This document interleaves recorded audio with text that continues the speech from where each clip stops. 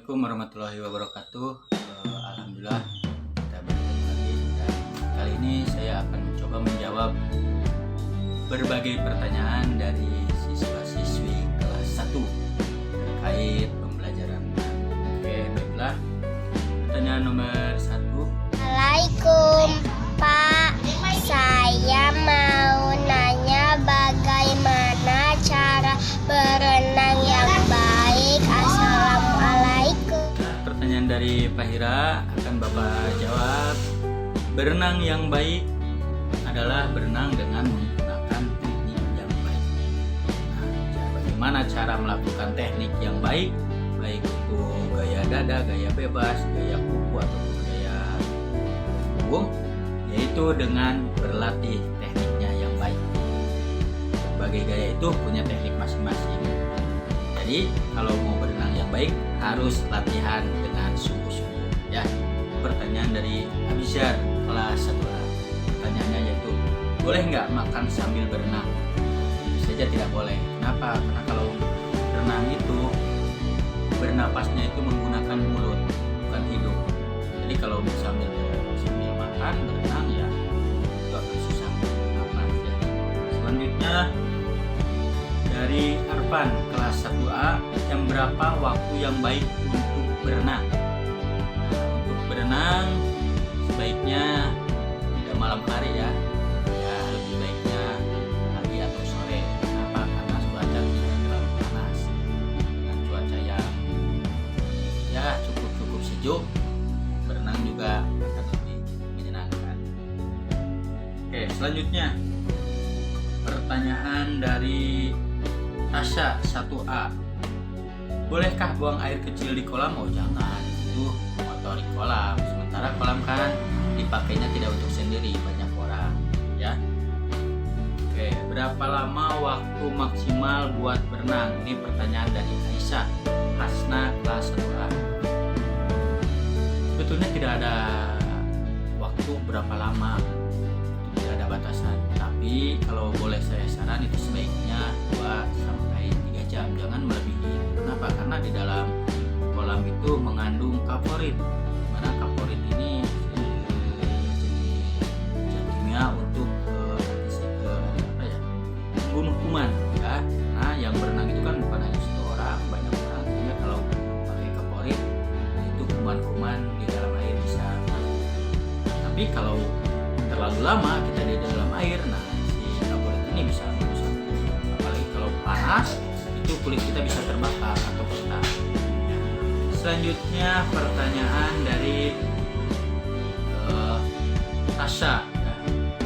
Oke, Tasya udah. Selanjutnya dari Altanisa 1A. Sering sekali ketika berenang kaki merasa kram. Sebaiknya kita gimana, Pak? Nah, kalau kaki kram itu karena apa? Karena sebelum berenangnya tidak pemanasan atau stretching dulu. Makanya dalam pembelajaran sebelumnya Bapak kasih tahu, Bapak ingatkan bahwa sebelum berolahraga apapun, apalagi berenang, usahakan stretching terlebih dahulu ya. Lalu dari Aira Khansa 1A. Bagaimana gaya atau gerakan berenang yang benar? Nah, dalam berenang itu ada 4 gaya. Yang pertama gaya bebas ya, itu natural ya, seperti Tarzan ya. Yang kedua gaya dada, tangannya seperti ini. Yang ketiga gaya punggung ya, terlentang. Dan yang terakhir adalah gaya kuku-kuku atau gaya dolphin. Jadi itu yang benar sesuai dengan 4 gaya itu. Silakan yang dikuasai atau yang dipelajari oleh guru, bapak guru atau pelatihnya itu bisa dipelajari dengan baik. Selanjutnya, kapan waktu yang baik untuk berenang? Pagi, siang, atau sore? Dari Dava akan Rip Nata kelas 1A tadi udah dijelaskan ya. Jadi sebaiknya jangan yang panas atau apalagi malam ya. Yang itu kalau menurut saya itu pagi dan sore. Jadi cuaca tidak berubah. Selanjutnya pertanyaan dari Ainaya 1A. Apakah boleh atau tidak ketika belajar berenang kita menggunakan ban? Boleh ya. Menggunakan alat bantu